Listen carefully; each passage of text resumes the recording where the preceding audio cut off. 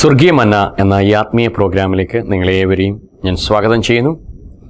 കർത്താവ് ഇത്രത്തോളമൊക്കെ അനുഗ്രഹിച്ചതിന് ഞാൻ കർത്താവിന് നന്ദി പറയുകയാണ്. കേട്ടുകൊണ്ടിരിക്കുന്ന നിങ്ങൾക്കും പറഞ്ഞുകൊണ്ടിരിക്കുന്ന എനിക്കും ഈ പ്രോഗ്രാം വളരെ അനുഗ്രഹമാണ്. കർത്താവ് ധാരാളമായി ഓരോ മേഖലകളിലും അനുഗ്രഹിക്കുന്നത് ഓർത്ത് ഞാൻ ദൈവത്തിന് നന്ദി പറയുകയാണ്. കർത്താവിൻ്റെ കരം ഓരോ മേഖലയിലും കണ്ടുകൊണ്ടിരിക്കുന്നതിനായി സ്തോത്രം ചെയ്യുന്നു. ഇന്ന് നമ്മൾ എഫീസ് ലേഖനത്തിൻ്റെ അടുത്ത ഭാഗത്തിലേക്ക് കടക്കുക. കഴിഞ്ഞ എപ്പിസോഡിൽ 1-ാം അധ്യായം 4-ാമത്തെ വാക്യം നമ്മൾ കണ്ടു. അതിൻ്റെ തിരഞ്ഞെടുത്തു എന്ന് വരെ നമ്മൾ പഠിച്ചു. എന്നാൽ ഇവിടെ 4-ാമത്തെ വാക്യം ഞാൻ വീണ്ടും ഒന്നും കൂടെ വായിക്കാൻ ഞാൻ ആഗ്രഹിക്കുക. നാം തൻ്റെ സന്നിധിയിൽ വിശുദ്ധരും നിഷ്കളങ്കരും ആകേണ്ടതിന് അവൻ ലോകസ്ഥാപനത്തിന് മുമ്പേ നമ്മെ അവനിൽ തിരഞ്ഞെടുത്തു. തിരുഹിതത്തിൻ്റെ പ്രസാദപ്രകാരം യേശുക്രിസ്തു മുഖാന്തരം നമ്മെ ദത്തെടുത്ത് അവൻ പ്രിയനായവനിൽ നമുക്ക് സൗജന്യമായി നൽകിയ തൻ്റെ കൃപാമഹത്വത്തിൻ്റെ പുകഴ്ചയ്ക്കായി സ്നേഹത്തിൽ നമ്മെ മുൻ നിയമിക്കുകയും ചെയ്തു. ഈ ഒരു വാക്യത്തിൻ്റെ അകത്ത് ഒരുപാട് വാക്കുകൾ പൗലോസ് അപ്പോസ്തലൻ പറയുന്നു. ഇതിൻ്റെ അകത്ത് പറയുന്ന വാക്കുകൾ ഒന്ന് നോക്കിക്കേ. തിരുഹിതത്തിൻ്റെ പ്രസാദം, ദത്തെടുത്തു, പിന്നെ സൗജന്യമായി, കൃപാമഹത്വം, സ്നേഹം, ഇങ്ങനെ കുറച്ച് വാക്കുകൾ അവൻ പറയുകയാണ്. ഇവിടെ പറയുന്നു തിരുഹിതത്തിൻ്റെ പ്രസാദപ്രകാരം. തിരുഹിതം, ദൈവത്തിന് പ്രസാദം തോന്നണം. ദൈവത്തിന് എങ്ങനെ പ്രസാദം തോന്നും? മനുഷ്യൻ ഇന്ന് ദൈവത്തെ പ്രസാദിപ്പിക്കാൻ വേണ്ടി നടക്കുക. മനുഷ്യന് തിരുഹിതത്തിന്, ദൈവത്തിൻ്റെ ഹൃദയത്തിന് പ്രസാദം തോന്നണം. എങ്ങനെ പ്രസാദം തോന്നും? നമ്മുടെ വിചാരം കർത്താവിന് വേണ്ടി എന്തെങ്കിലുമൊക്കെ ചെയ്തു കഴിഞ്ഞാൽ ദൈവം അങ്ങ് പ്രസാദിക്കും. അല്ലെങ്കിൽ നമ്മൾ അല്പമൊന്ന് ഉപവസിച്ചു കഴിഞ്ഞാൽ ദൈവം പ്രസാദിക്കും. അല്ലെങ്കിൽ നമ്മൾ ഒത്തിരി നേരം പ്രാർത്ഥിച്ചു കഴിഞ്ഞാൽ ദൈവം പ്രസാദിക്കും. അല്ലെങ്കിൽ നമ്മൾ എന്തെങ്കിലും ദാനധർമ്മങ്ങൾ ചെയ്താൽ ദൈവം പ്രസാദിക്കും. അല്ലെങ്കിൽ ചെരുപ്പിടാതെ നടന്നാൽ ദൈവം പ്രസാദിക്കും. അല്ലെങ്കിൽ എൻ്റെ മീശ എടുത്ത് കളഞ്ഞാൽ ദൈവം പ്രസാദിക്കും. എൻ്റെ വസ്ത്രത്തിൽ മാറ്റം വെച്ചാൽ ദൈവം പ്രസാദിക്കും. അല്ല, എൻ്റെ ശരീരത്ത് ചില ആഭരണങ്ങൾ അഴിച്ചു മാറ്റിയാൽ ദൈവം പ്രസാദിക്കും എന്നൊക്കെയാണ് നമ്മുടെ വിചാരം. എന്നാൽ ദൈവത്തിന് ഇതുകൊണ്ടൊന്നും പ്രസാദമല്ല. വസ്തുക്കളെ കൊണ്ട് സൃഷ്ടിച്ച ദൈവത്തിന് സൃഷ്ടിയെ കൊണ്ട് പ്രസാദിപ്പിക്കാൻ പറ്റത്തില്ല. ഒരു സൃഷ്ടിയും അവനെ കാണിച്ച്, കാര്യം ഇതെല്ലാം ദൈവമാണ് സൃഷ്ടിച്ചത്. ഈ ദൈവത്തിന് ഈ സൃഷ്ടിയെ കൊണ്ട് ദൈവത്തെ പ്രസാദിപ്പിക്കാമായിരുന്നുവെങ്കിൽ ഞാൻ കുറച്ചു നേരം ഇരുന്ന് കരഞ്ഞാൽ മതിയായിരുന്നു, അങ്ങ് ദൈവം പ്രസാദിച്ചേനേയും. അങ്ങനെയായിരുന്നെങ്കിൽ ഞാൻ അധ്വാനിച്ചാൽ ദൈവം പ്രസാദിക്കുമെന്നുണ്ടായിരുന്നെങ്കിൽ എനിക്ക് കുറേ നേരം വയലേലകളിൽ പണിയെടുത്താൽ ദൈവം പ്രസാദിച്ചേനെ. ഞാൻ കഷ്ടപ്പെട്ടാൽ ദൈവം പ്രസാദിക്കുമെങ്കിൽ എനിക്ക് അങ്ങനെ ചെയ്താൽ മതി. എനിക്ക് രോഗം വന്നെങ്കിൽ ഞാൻ എന്തെങ്കിലും രോഗത്തിൻ്റെ മെഡിസിൻ എൻ്റെ ശരീരത്തിലേക്ക് ഇഞ്ചക്ട് ചെയ്താൽ ദൈവം പ്രസാദിക്കുമെങ്കിൽ അങ്ങനെ ചെയ്താൽ മതിയായിരുന്നു.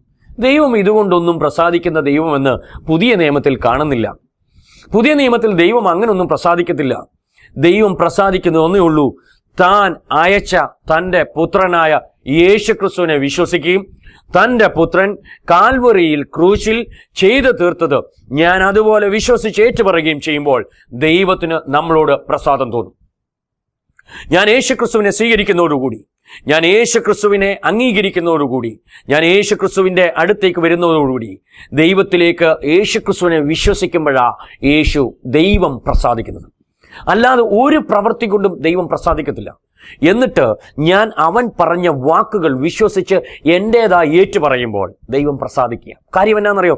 എൻ്റെ മോനെ കൊണ്ട്, പിതാവ് പറയുക, എൻ്റെ മകനെ കൊണ്ട് അവൻ ജീവിക്കുന്നു, അവനിൽ ഞാൻ പ്രസാദിക്കുക. അല്ലാതെ ദൈവം ഒന്നുകൊണ്ടും എന്ന് പറഞ്ഞുകൊണ്ട് ദാനം ചെയ്യണം, അത് ദൈവത്തെ പ്രസാദിപ്പിക്കാൻ വേണ്ടിയാകരുത്. ദൈവം പ്രസാദിക്കത്തില്ല. അത് എൻ്റെ ഉത്തരവാദിത്വം കൊണ്ട്, എനിക്ക് ദൈവത്തോടുള്ള കടപ്പാട് കൊണ്ട് എനിക്ക് ചെയ്യാം. പക്ഷേ അത് കൊടുത്തത് കൊണ്ട് ദൈവം പ്രസാദിക്കുമെന്നുള്ള മൂഢലോകത്തിലാണ് നമ്മൾ ജീവിക്കുന്നെങ്കിൽ വചനം അങ്ങനെ പറയുന്നില്ല. ദാനധർമ്മങ്ങൾ ചെയ്യണം, നമ്മൾ അധ്വാനിക്കണം, എല്ലാം ചെയ്യണം. പക്ഷേ ഇതുകൊണ്ടൊന്നും ദൈവം പ്രസാദിക്കാൻ പോകുന്നില്ല. ദൈവം പ്രസാദിക്കുന്നത് ഒന്നുകൊണ്ട് മാത്രമേ ഉള്ളൂ, അവൻ അയച്ചവനിൽ വിശ്വസിക്കുക കൊണ്ട് മാത്രം. അതുകൊണ്ടാണ് ഇത് തിരുഹിതം. എന്നോട് തിരുഹിതം എങ്ങനെ തോന്നി?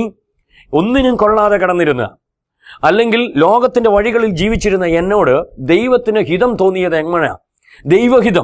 ദൈവഹിതം എനിക്ക് എന്നോട് തോന്നിയത് എങ്ങനെയാണെന്ന് ചോദിച്ചാൽ, ഞാൻ യേശുക്രിസ്തുവിനെ വിശ്വസിച്ചപ്പോൾ ദൈവത്തിന് ഹിതമാണ്. ചിലർ പറയുന്നത് കേൾക്കാം, ചില വിഷയങ്ങൾ ഞാൻ ഭാരപ്പെട്ടിരിക്കുമ്പോൾ, അല്ലെങ്കിൽ ഞാൻ രോഗത്തിൽ ഭാരപ്പെട്ടിരിക്കുമ്പോൾ, ഞാൻ ബ്രദറെ കുറേ നാളായി പ്രാർത്ഥിക്കുന്നു, അല്ലെങ്കിൽ പാസ്റ്ററെ ഞാൻ ഒരുപാട് നാളായി പ്രാർത്ഥിക്കുന്നു.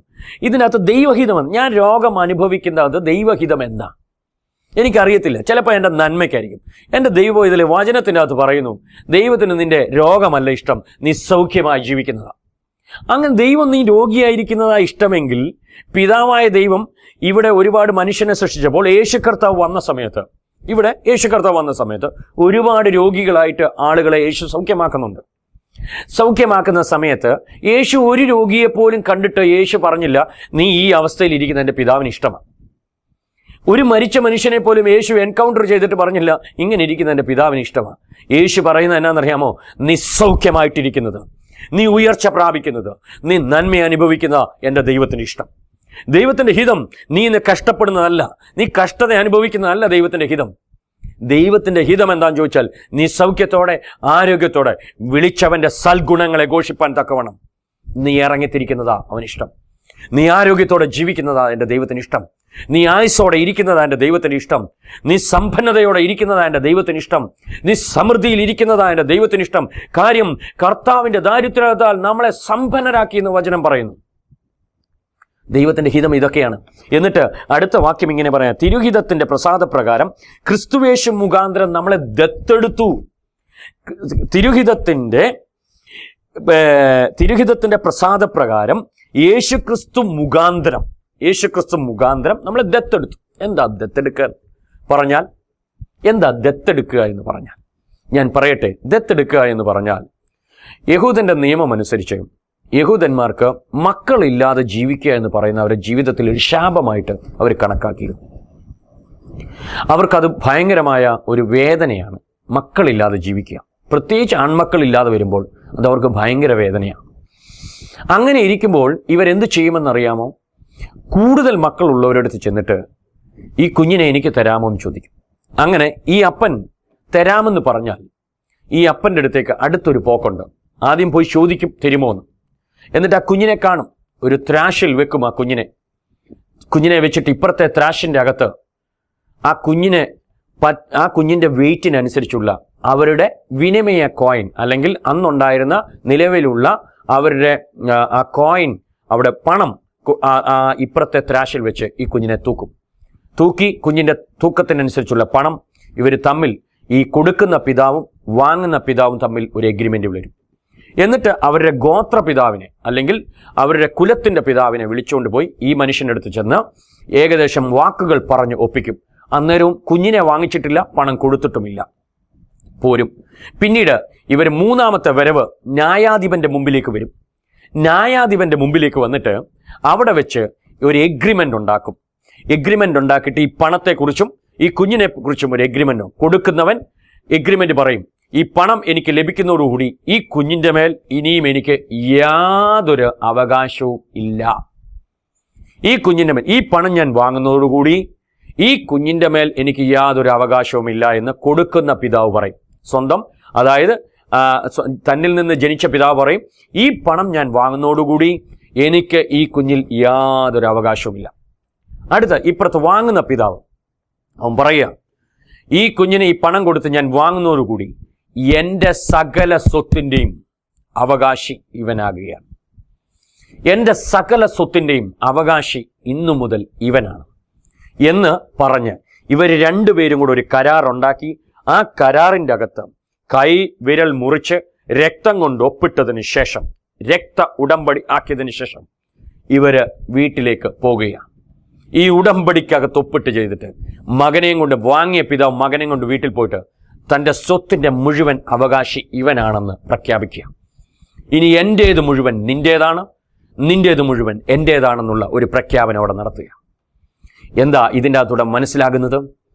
ഏദൻ തോട്ടത്തിൽ പാപത്തിൽ കിടന്നിരുന്ന എന്നെ, പിശാചിൻ്റെ അടിമത്തത്തിൽ കിടന്നിരുന്ന എന്നെ, യേശുക്രിസ്തു മുഖാന്തരം രക്ത ഉടമ്പടിയിലൂടെ, യേശുക്രിസ്തുവിൻ്റെ കാൽവറിയിലെ രക്തത്തിൻ്റെ ഉടമ്പടിയിലൂടെ അവൻ എന്നെ വിലയ്ക്ക് വാങ്ങിച്ചു. പിശാച് ചോദിച്ച സകല വിലയും കൊടുത്തു. വിലയ്ക്ക് വാങ്ങിച്ചിട്ട് എന്നെ അവൻ്റെ മകനാക്കി, പിതാവിൻ്റെ മകനാക്കി. ഞാനും പിതാവും കൂടെ ഇതുവരെ ശത്രുതയിലായിരുന്നു. ശത്രുത എന്ന് പറഞ്ഞാൽ ഞാൻ പിശാചിന്റെ മകനായി ജീവിക്കുന്നതുകൊണ്ട്, പാപത്തിൽ ജനിച്ചതുകൊണ്ട്, ഞാൻ പിശാചിന്റെ മകനായി ജീവിക്കുന്നതുകൊണ്ട് ഞാനും പിതാവും തമ്മിൽ ശത്രുതയിലായിരുന്നു. യേശു കർത്താവ് കാൽവരി രക്തം കൊടുത്ത് അവൻ എന്നെ വിലയ്ക്ക് വാങ്ങിയതോടുകൂടി പിതാവിന് എന്നോടുള്ള ശത്രുത മാറ്റി ആ ശത്രുതയുടെ നടുച്ചുവർ ഇടിച്ചു കളഞ്ഞിട്ട് എന്നോടുള്ള ദൈവത്തിന്റെ കോപം മാറ്റിയിട്ട് ഇപ്പോൾ എന്നോട് ദൈവത്തിന് സ്നേഹമായി. എന്നിട്ട് പറയാ, പിതാവിന്റെ സകല സ്വത്തിന്റെയും അവകാശി ഞാനാണെന്ന് അവിടെ പ്രഖ്യാപിക്കുക. അതായത് പിശാചിന്റെ കയ്യിൽ നിന്ന് യേശു എന്നെ വിലയ്ക്ക് വാങ്ങിയപ്പോൾ പിശാച് ഒരു കരാർ ഒപ്പിട്ടു. എന്താണെന്നറിയാമോ? ഇവന്റെ മേൽ ഇനിയും എനിക്ക് യാതൊരു അവകാശവുമില്ല. നീ യേശുവിനെ സ്വീകരിക്കുന്നതോടുകൂടി പിശാച് ഒരു കാര്യം വിളിച്ചു പറയാ, എനിക്ക് ഇവന്റെ മേൽ യാതൊരു അവകാശമില്ല. ദൈവത്തിലെ ഈ വെളിപ്പാട് നിന്റെ അകത്തോട്ട് കയറട്ടെ. ഈ വെളിപ്പാട് നീ വിശ്വസിക്കുക. നീ യേശു ക്രിസ്തുവിനെ വിശ്വസിച്ചതോടുകൂടി നിന്റെ മേൽ യാതൊരു അവകാശവും പിശാചിന് ഇല്ല, ഇല്ല, ഇല്ല. കാര്യം അവൻ കാൽവറിയിൽ എഗ്രിമെന്റ് വെച്ചു. കാര്യം എന്നാണെന്നറിയോ? വേദപുസ്തകം ഇങ്ങനെ പറയുന്നു, സകല വാഴ്ചകളെയും അധികാരങ്ങളെയും ആയുധവർഗം വെപ്പിച്ചു. ഇനിയും അവന്റെ മേൽ ജയോത്സവം കൊണ്ടായി, ജയത്തിന്റെ ഉത്സവം കൊണ്ടാടി ആയുധവർഗങ്ങളെ മുഴുവൻ വെപ്പിച്ചു. ഇവന്റെ കയ്യിൽ നിന്ന് ഞാൻ യേശു ക്രിസ്തുവിനെ സ്വീകരിക്കുന്നതോടുകൂടി പിശാച് ഒരു എഗ്രിമെന്റ് ഒപ്പിട്ട് കൊടുക്കുകയാണ്. ആർക്ക്? ദൈവത്തിന് ഒപ്പിട്ട് കൊടുക്കുക. ഈ കുഞ്ഞിന്റെ മേൽ ഇനി എനിക്ക് അവകാശമില്ല, ഞാൻ മാറിയിരിക്കുന്നു, ഇനി എനിക്ക് ഒരു അവകാശമില്ലെന്ന് പിശാച് പ്രഖ്യാപിക്കുക. അതുപോലെ തന്നെ യേശു കർത്താവ് പ്രഖ്യാപിക്കുന്ന ഒരു കാര്യമുണ്ട്. എന്താണെന്നറിയാമോ? ഇനി എൻ്റെ സകല സ്വത്തിന്റെയും എനിക്കുള്ള സ്വർഗത്തിലുള്ള അതേ അവകാശം തന്നെ, പിതാവിന്റെ സന്നിധിയിൽ എനിക്കുള്ള അതേ അവകാശം, ഞാൻ മകനായി തീർന്നിരിക്കുന്ന അതേ അവകാശത്തിലേക്ക് നിന്നെയും ഞാൻ കൊണ്ടുവന്നിരിക്കുന്നു. ഇനിയും പിതാവിന്റെ സകല സ്വത്തിന്റെയും ഉത്തരവാദി ഞാനായി തീരുകയാണ്. എന്നെ ആക്കി തീർക്കുക. എൻ്റേത് മുഴുവൻ നിന്റേതും, നിന്റേത് മുഴുവൻ എൻ്റേതും. ഞാൻ ഇന്നൊരു കാര്യം പറയട്ടെ, ദൈവം ഇതിൽ ഇത് വിശ്വസിക്കുക. യേശു ക്രിസ്തു മുഖാന്തരം ദൈവം നിന്നെ ദത്തെടുത്തിരിക്കുക. യേശു ക്രിസ്തു തന്റെ രക്തം കൊടുത്ത്, രക്ത ഉടമ്പടിയിലൂടെ രക്തം കൊടുത്ത് ഒരു ഉടമ്പടി ചെയ്തിട്ടുണ്ടെങ്കിൽ ആ ഉടമ്പടി മാറ്റാൻ പിന്നെ ആർക്കും പറ്റത്തില്ല. യഹൂദൻ ഒരു ഉടമ്പടിക്കകത്ത് രക്ത ഉടമ്പടി ചെയ്തു കഴിഞ്ഞാൽ ഈ രണ്ടുപേർക്കും ഒരിക്കലും പിന്നെ ഉടമ്പടിയിൽ നിന്ന് പിന്മാറാൻ പറ്റത്തില്ല. കാൽവറി ക്രൂശിൽ യേശു തമ്പുരാൻ ഇങ്ങനെ ഒരു ഉടമ്പടി പിശാചുമായിട്ട് വന്നു. പിശാച് എഗ്രിമെന്റിൽ ഒപ്പിട്ടതാ. അതുകൊണ്ട് വെളിപ്പാട് പ്രാപിക്കുന്ന ദൈവ പൈതലെ വിളിച്ചു പറ, എൻ്റെ മേൽ യാതൊരു അധികാരവും പിശാചിനില്ല. ഞാൻ ദൈവത്തിന്റെ പൈതലാണ്. അതുകൊണ്ട് ദൈവത്തിന്റെ സ്വത്ത് മുഴുവൻ എന്റേതാ. ഞാൻ മകനാണ്, ഞാൻ അവകാശിയാണ്. ഞാൻ അവകാശിയാകുമെന്നല്ല, ആയി കഴിഞ്ഞിരിക്കുന്നു. ഹല്ലേലൂയ. ഇതറിയുന്നതോടുകൂടി പിശാചുണ്ടല്ലോ നിന്റെ വീട്ടിൽ നിന്ന് പോകാൻ തുടങ്ങും. ഇവൻ സത്യം മനസ്സിലാക്കിയതാ. എനിക്കിനി ഇവിടെ രക്ഷയില്ല. ഈ വീട്ടിൽ എനിക്കിനി, ഞാൻ പറയട്ടെ, എൻ്റെ മേൽ പിശാചിന് അധികാരമില്ല. ഞാൻ വിളിച്ചു പറയുക, എൻ്റെ മേൽ പിശാചിന് അധികാരമില്ല. രാവിലെ ഞാൻ എഴുന്നേൽക്കുമ്പോൾ പിശാച് പറയുന്നത് എന്നാ പറയുക? എഴുന്നേറ്റടാ, ദൈവത്തിന്റെ പൈതൽ എഴുന്നേറ്റു. നിന്റെ വീട്ടിൽ നീ എഴുന്നേറ്റ് കഴിഞ്ഞാൽ പിശാച് വിളിച്ചു പറയുന്ന ഒരു കാര്യമുണ്ട്, എഴുന്നേറ്റടാ, വെളിപ്പാടുള്ളവൻ എഴുന്നേറ്റു. നേതാ, യേശുവിന്റെ രക്തത്താൽ വീണ്ടെടുക്കപ്പെട്ടവൻ എഴുന്നേറ്റു. അവൻ എന്നെ ദത്തെടുത്തിരിക്കുന്നു. ആ വെളിപ്പാടുള്ളവൻ എഴുന്നേറ്റു. ഞാൻ പറയട്ടെ, ദേശത്ത് വെളിപ്പാടുള്ള ദൈവമക്കൾ എഴുന്നേൽക്കട്ടെ. ഈ രാജ്യത്ത് വെളിപ്പാടുള്ള ദൈവമക്കൾ എഴുന്നേൽക്കട്ടെ. കാൽവരി ക്രൂശിൽ യേശു കർത്താവ് ചെയ്തു കഴിഞ്ഞ കാര്യങ്ങൾ വിളിച്ചു പറയുന്ന പ്രസംഗകർ എഴുന്നേൽക്കട്ടെ. അവന്റെ നാമത്താലുള്ള വിടുതൽ പറയുന്ന ദൈവമക്കൾ എഴുന്നേൽക്കട്ടെ. വചനത്തിന്റെ ശക്തി പറയുന്ന, വചനത്തിന്റെ വെളിപ്പാട് പറയുന്ന ദൈവമക്കൾ ഈ ദേശത്ത് എഴുന്നേൽക്കട്ടെ. Hallelujah, hallelujah. ഇത് സത്യം അറിയുകയും സത്യം ജനത്തെ സ്വാതന്ത്ര്യമാക്കട്ടെ. ഇവിടെ യേശുക്രിസ്തുവിന്റെ രക്തത്താൽ ദത്തെടുത്ത് മകനും അവകാശിയുമാക്കി തീർത്തു. എന്നോടിനി ദൈവത്തിന് കോപമില്ല, ദൈവത്തിന് പിണക്കമില്ല. ഉണ്ടായിരുന്ന പിണക്കം കർത്താവ് കാൽവറിയിൽ ക്രൂശിൽ വില കൊടുത്തോടുകൂടി എന്നോടുള്ള കോപം യേശുവിന് കഴിഞ്ഞു. ഇനിയും എന്നോട് കോപമില്ല. എന്നിട്ട് പിശാചിന്റെ മേൽ ഒരു എഗ്രിമെന്റ് പിശാച് കാൽവറിയിൽ എഴുതി കൊടുത്തതാ. എന്താണെന്നറിയാമോ? അവൻ എൻ്റെ മേൽ അധികാരമില്ല. അങ്ങനെയാണെങ്കിൽ ദൈവം ഇതിലെ നീ പറ, പിശാചെ, നിന്റെ വേസ്റ്റ് ബിന്നാകാൻ ഞാൻ ആഗ്രഹിക്കുന്നില്ല. നിന്റെ ചവറുകുമ്പ, നിന്റെ ഗാർബേജ് ആകാൻ ഞാൻ ആഗ്രഹിക്കുന്നില്ല. നിന്റെ വേസ്റ്റൊക്കെ എൻ്റെ വീട്ടിൽ നിന്ന് എടുത്തോണ്ട് പോ. വിളിച്ചു പറ ഇന്ന് പകൽക്കാലം. യേശു ക്രിസ്തുവിന്റെ നാമത്തിൽ വിളിച്ചു പറ, നിന്റെ വേസ്റ്റ് ബിൻ അല്ല ഞാൻ. എന്നെ യേശു ദത്തെടുത്തതാ. ക്രിസ്തുവേശു മുഖാന്തരം ദൈവം എന്നെ ദത്തെടുത്തതാ. ഇനി നിനക്ക് എൻ്റെ മേൽ അധികാരമില്ല. ഇവൻ തന്നെ എഴുതി കൊടുത്തതാ. ഇവൻ ഈ ഉടമ്പടിയിൽ നിന്ന് മാറാൻ പറ്റത്തില്ല. യേശു ക്രിസ്തുവിന്റെ രക്തത്താൽ ഈ ഉടമ്പടിയിലേക്ക് വന്നിരിക്കുന്നു. അതുകൊണ്ട് ഞാനിത് അറിഞ്ഞു കഴിഞ്ഞിരിക്കുന്നു. ഇനി എന്നെ ആർക്കും പിടിച്ചു വെക്കാൻ കഴിയത്തില്ല. പിശാചിന് എന്നെ തൊടാൻ കഴിയത്തില്ല. പിശാചിന് എന്നെ അങ്ങനെ ഇങ്ങനെ ഒന്നും ചെയ്യാൻ പറ്റത്തില്ല. കാര്യം എന്നാണെന്നറിയോ? എനിക്ക് പ്രൊട്ടക്ഷൻ തരുന്നത് ഒരു സ്വർഗമാ. എൻ്റെ ചുറ്റും ദൂതന്മാർ കാവലായി നിൽപ്പുണ്ട്. മിഖായേൽ, ഗബ്രിയേൽ, ദൂതഗണങ്ങൾ മുഴുവൻ, കെരൂബുകൾ, സറാഫുകൾ മുഴുവൻ എനിക്ക് ചുറ്റും കാവലായി നിൽക്കുക. എൻ്റെ കാല് കല്ലിൽ തട്ടിപ്പോകാതെ വണ്ണം കാക്കാൻ എൻ്റെ ദൈവം എൻ്റെ കൂടെയുണ്ട്. വിശ്വസിക്കുക ദൈവവേദനെ. എൻ്റെ നീതിമാൻ, അതാ യേശു കർത്താവ് പറഞ്ഞു, എൻ്റെ നീതിമാൻ വിശ്വാസത്താൽ ജീവിക്കും. സ്വർഗത്തിലെ സകല ആത്മീയാനുഗ്രഹവും വിശ്വസിക്കുന്ന, ഈ വെളിപ്പാട് വിശ്വസിക്കുന്നവനാണ് ഉള്ളത്. അതുകൊണ്ട് ദത്തെടുക്കുമെന്നല്ല, ദത്തെടുത്തിരിക്കുന്നു ഒരുവൻ യേശു ക്രിസ്തു. ഇത് അറിയണമെന്ന പൗലോസ് അപ്പോസ്തലന്റെ ആഗ്രഹം. എനിക്കൊരു മർമ്മം വെളിവായി വന്നു, ഈ മർമ്മം നിങ്ങൾ അറിയണം എന്നാണ് പൗലോസിന്റെ ആഗ്രഹം. എന്നെ അനുഗ്രഹിക്കും. പുതിയ നിയമത്തിന്റെ ഭാഷ മുഴുവൻ ഇപ്രകാരമാ, പൗലോസ് അപ്പോസ്തലന്റെ ലേഖനങ്ങൾ മുഴുവൻ ഇപ്രകാരമാ. യേശു ക്രിസ്തു ഉയർത്തെഴുന്നേറ്റ് കഴിഞ്ഞപ്പോൾ ഇത് തന്നെയാ പറഞ്ഞത്. യേശു ക്രിസ്തു നസറേത്ത് മാനിഫെസ്റ്റോ എന്ന് പറയുന്ന യേശു ക്രിസ്തുവിന്റെ ഒരു പ്രകടന പത്രികയുണ്ട്. നസറേത്ത് മാനിഫെസ്റ്റോ, യേശു ക്രിസ്തുവിന്റെ പ്രകടന പത്രിക. യേശു ക്രിസ്തു തന്റെ ശുശ്രൂഷ ചെയ്യുന്നതിന് മുമ്പ് ഒരു പ്രകടന പത്രിക ഇറക്കി. എന്താ പ്രകടന പത്രിക? ഒരു ഇലക്ഷന് നേരിടാൻ പോകുന്നതിന് മുമ്പ് രാഷ്ട്രീയ പാർട്ടികൾ അവർ ചെയ്യാൻ പോകുന്ന കാര്യങ്ങൾ പറയും. അതുപോലെ തന്നെ നസറേത്ത് മാനിഫെസ്റ്റോ എന്ന് പറയുന്ന ഒരു പ്രകടന പത്രിക യേശു ഇറക്കി. ലൂക്കോസിന്റെ സുവിശേഷം 4-ാം അധ്യായം 18-ാമത്തെ വാക്യം മുതൽ അവിടെ ഇങ്ങനെ പറയുന്നു, ദരിദ്രന്മാരോട് സുവിശേഷം അറിയിപ്പാൻ കർത്താവിനെ അഭിഷേകം ചെയ്തിരിക്കുന്നു. ചെയ്യുകയാൽ ദൈവത്തിന്റെ ആത്മാവ് എൻ്റെ മേൽ ഉണ്ട്, ഉണ്ടാകുമെന്നല്ല, ഉണ്ട്. ബദ്ധന്മാരോട് വിടുതലും കുരുടന്മാർക്ക് കാഴ്ചയും പ്രസംഗിപ്പാനും കർത്താവിന്റെ പ്രസാദവർഷം അറിയിപ്പാനും ബദ്ധന്മാരെ വിടുവിച്ചിട്ട് അയപ്പാനും കർത്താവിനെ അയച്ചിരിക്കുന്നു. യേശു കർത്താവ് എന്നെ ശുശ്രൂഷയ്ക്ക് ഇറങ്ങുന്നതിന് മുമ്പ് പറഞ്ഞ് എന്നെ അഭിഷേകം ചെയ്തിരിക്കുന്നു. എന്നെ അഭിഷേകം ചെയ്യുമെന്നല്ല, അഭിഷേകം ചെയ്തിരിക്കുന്നു. ദൈവത്തിന്റെ ആത്മാവ് എൻ്റെ മേലുണ്ട്. ഞാൻ യേശു ക്രിസ്തുവിനെ സ്വീകരിച്ചതോടുകൂടി ഞാനും ഇത് തന്നെ വിളിച്ചു പറയണം. യേശു ക്രിസ്തുവിന്റെ പ്രകടനപത്രെ വിളിച്ചു പറയാൻ എന്നെ വിളിച്ചത്. ദരിദ്രന്മാരോട് സുവിശേഷം അറിയിപ്പാൻ എന്നെ ദൈവം അഭിഷേകം ചെയ്തിരിക്കുന്നു. ചെയ്യുമെന്നല്ല, ചെയ്തിരിക്കുന്നു. എന്നാൽ ഈ ഭാഗം പഴയ നിയമത്തിൽ നിന്ന് എടുത്തതാ. എവിടാന്നറിയാമോ? യെശയ്യാ പ്രവാചകന്റെ പുസ്തകം 61-ാം അധ്യായത്തിന്റെ തുടക്കമാ.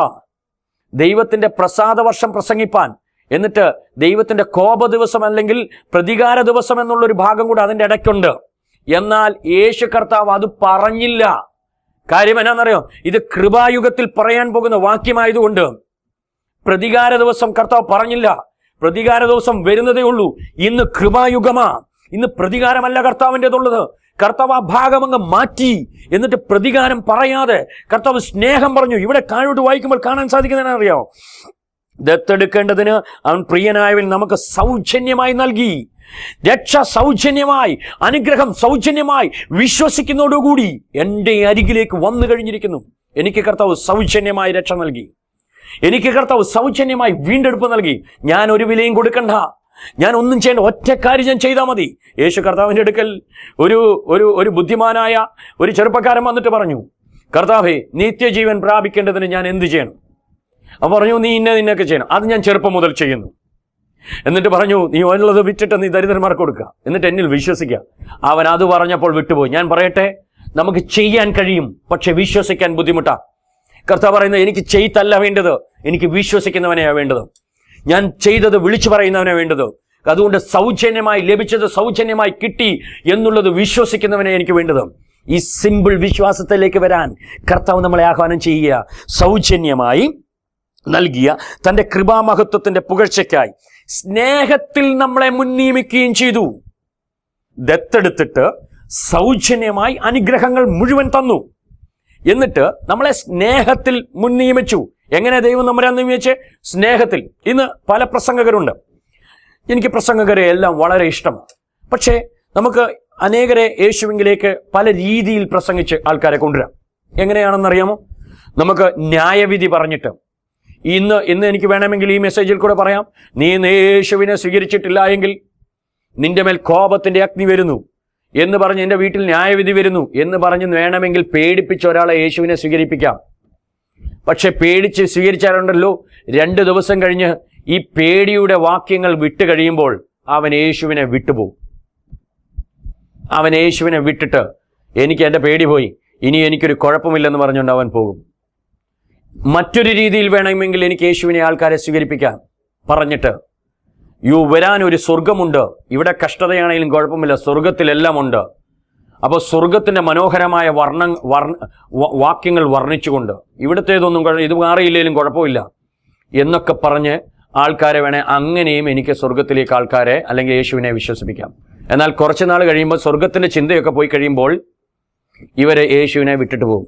എന്നാൽ ഞാൻ ഒരു കാര്യം പറയട്ടെ, അതിനേക്കാൾ നല്ലത് യേശുക്രിസ്തുവിനെ സ്നേഹത്തിലൂടെ, സ്നേഹമാകുന്ന യേശുക്രിസ്തുവിനെ പരിചയപ്പെടുത്തി ഈ സ്നേഹം അനുഭവിച്ചു കഴിഞ്ഞാൽ പിന്നെ ഇവൻ യേശുവിനെ വിട്ടിട്ട് പോകത്തില്ല. ഇവിടെ പൗലോസ് അപ്പോസ്തലൻ പറയാ, സ്നേഹത്തിൽ മുൻനിയമിച്ചു. എന്നോടുള്ള കോപം ദൈവത്തിന് മാറി. യേശുക്രിസ്തു മുഖാന്തരം അവൻ എന്നെ സ്നേഹിച്ചു, അവൻ എന്നെ ദത്തെടുത്തു സൗജന്യമായി. വിശ്വസിക്കുക ദൈവവേദലേ, യേശുവിന് നിന്നോട് സ്നേഹമാണ്. ഈ സ്നേഹം നീ അറിയണമെന്ന യേശുവിൻ്റെ ആഗ്രഹം. യേശുവിന് ഇന്ന് നിന്നെ പേടിപ്പെടുത്തി, നിന്റെ വീട്ടിൽ വാള് വരും, കൊടുവാള് വരും എന്നൊന്നും പറഞ്ഞ് പേടിപ്പെടുത്തി യേശുവിൻ്റെ അടുക്കിലേക്ക് കൊണ്ടുവരണമെന്ന് യേശുവിന് യാതൊരു താല്പര്യമില്ല. കർത്താവ് കാൽവറിയിൽ ഒഴുക്കിയ ആ രക്തത്തിൻ്റെ സ്നേഹം നിന്നിലേക്ക് എത്തണമെന്ന യേശുവിൻ്റെ ആഗ്രഹം. നീ ഒന്ന് അറിയണമെന്ന യേശുവിൻ്റെ ആഗ്രഹം. ഈ യേശു സ്നേഹമാണ്, നിന്റെ അവസ്ഥകൾ മാറ്റിത്തരാൻ ശക്തനാണ്. ഇത് നീ ഒന്ന് അറിഞ്ഞു ഈ സ്നേഹത്തിലേക്ക് വരണമെന്നാണ് യേശുവിൻ്റെ ആഗ്രഹം. ഈ സ്നേഹത്തിൽ, അതുകൊണ്ട് ആ പാട്ടുകാരൻ പാടിയത്, സ്നേഹമായി നിന്നെ കണ്ടവൻ പിന്നെ എങ്ങനെ നിന്നെ വിട്ടിട്ട് പോകും? ഞാൻ എൻ്റെ യേശുവിനെ സ്നേഹമായിട്ടാണ് കണ്ടത്. എങ്ങനെ പിന്നെ ഈ യേശുവിൻ്റെ പ്രവർത്തനം എനിക്ക് ചെയ്യാതിരിക്കാൻ പറ്റും? എന്നെ പുറകെ നടന്ന് പത്രോസ് അപ്പോസ്തലനെ പുറകെ നടന്ന് സ്നേഹിച്ചു. കൂടെ പുറകെ നടന്നിട്ട് ചോദിച്ചു, നീ എന്നെ സ്നേഹിക്കുന്നു? യേശുവിനെ വിട്ടുപോയപ്പോൾ പ്രാതലൊരുക്കി, മീനൊരുക്കി, ചുട്ട മീനും പ്രാതലും ഒരുക്കി കാത്തിരുന്ന യേശു, ഈ പത്രോസിന് ഇവനെ വിട്ടിട്ട് ഇനി പോകാൻ പറ്റുമോ? പറ്റത്തില്ല. സ്നേഹമായി യേശുവിനെ കണ്ടു കഴിഞ്ഞാൽ, നോക്കിക്കേ, എന്നെ ദത്തെടുത്തു, തിരുഹിതത്തിന്റെ പ്രസാദപ്രകാരം എന്നെ അറിഞ്ഞു, എന്നെ ദത്തെടുത്തു. ഞാൻ പറയട്ടെ, ഈ യേശു സ്നേഹമാണ്. ഈ യേശു സ്നേഹമാണെങ്കിൽ അവൻ നിനക്ക് വേണ്ടി സൗജന്യമായി എല്ലാം ചെയ്തു കഴിഞ്ഞു. ദൈവം നിന്നെ അനുഗ്രഹിച്ചു കഴിഞ്ഞിരിക്കുന്നു. നീ വിശ്വസിച്ചാൽ മാത്രം മതി. ഈ യേശുവിനോട് പറ, കർത്താവ് നിന്റെ സ്നേഹം എൻ്റെ ജീവിതത്തിൽ ഒഴുകട്ടെ. ഇന്ന് ഇത് ആഗ്രഹിക്കുന്ന ആരെങ്കിലും ഉണ്ടെങ്കിൽ എന്നോട് കൂടെ പ്രാർത്ഥിക്കുക. യേശുവേ, I love you. Jesus, I love you. I love you so much. I want to know your love, Lord. I want to experience your love. എനിക്ക് നിന്റെ സ്നേഹം ഒന്ന് എക്സ്പീരിയൻസ് ചെയ്യണം കർത്താവ്.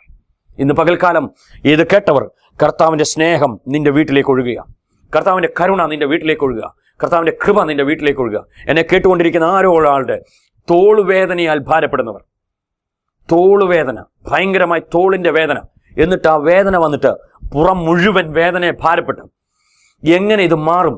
ഹോസ്പിറ്റലിൽ പോകാൻ പണവുമില്ല, എന്താണെന്നുള്ള ഭാരത്താലിരിക്കുന്നത്. യേശുക്രിസ്തുവിന്റെ അടിപ്പിണരുകളാൽ നിനക്ക് സൗഖ്യം വന്നിരിക്കുന്നു.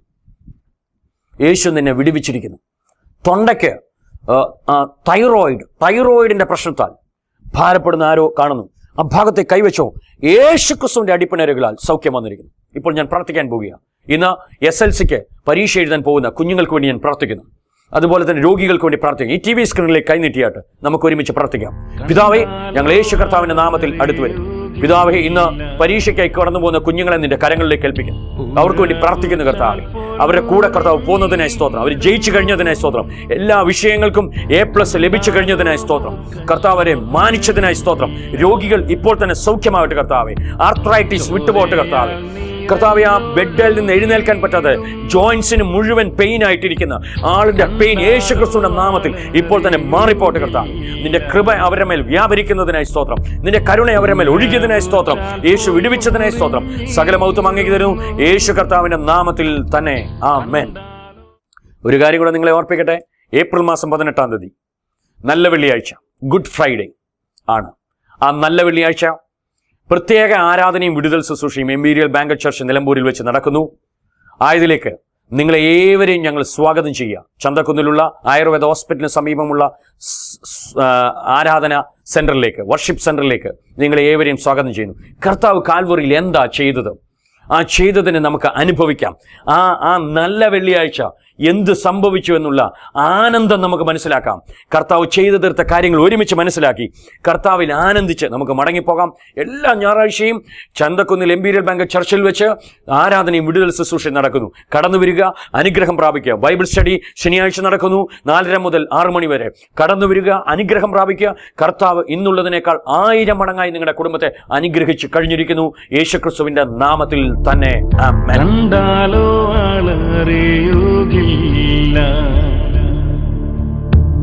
ഉഴവുചാൽ പോൽ മുറിഞ്ഞിടുന്നു, കണ്ടാലോ മുഖശോഭയില്ല. ചോരയാൽ നിറഞ്ഞൊഴുകിയിടുന്നു, കണ്ടാലോ ആളറിയുകില്ല. ഉഴവുചാൽ പോൽ മുറിഞ്ഞിടുന്നു, കണ്ടാലോ മുഖശോഭയില്ല.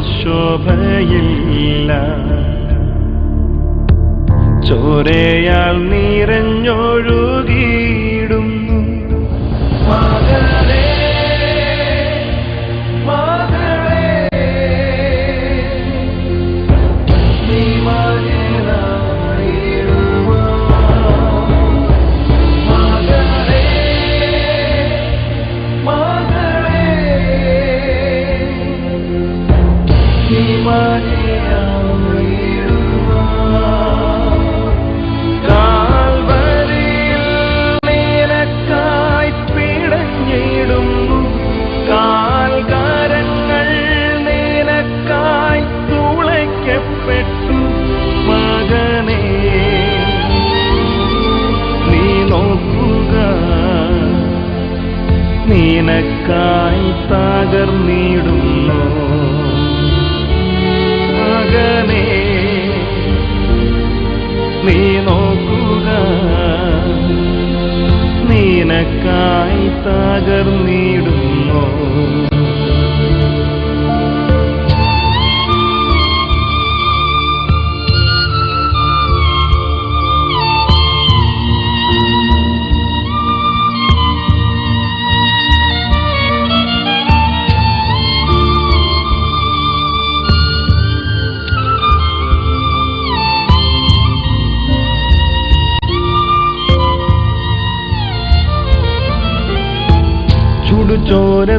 ചുടുചോരത്തുള്ളിയായി വീഴുന്നു, നിൻ പാപം പോക്കുവാനല്ലയോ. മുള്ളുകൾ ശിരസിലാഴ്ന്നതും നിൻ ശിരസുയരുവാനല്ലയോ.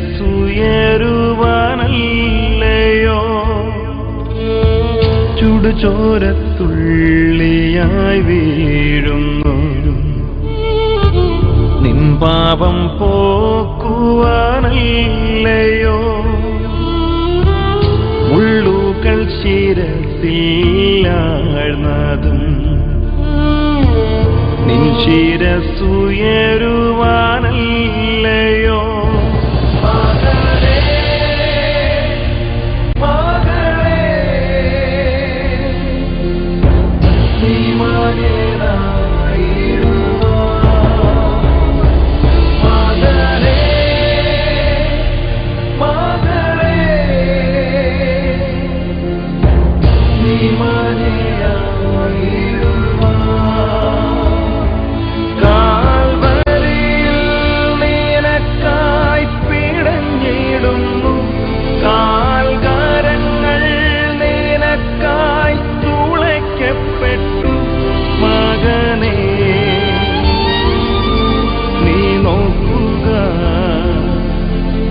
നിനക്കായി തകർന്നിടുന്നു. മകനേ നീ നോക്കുക, നിനക്കായി തകർന്നിടുന്നു.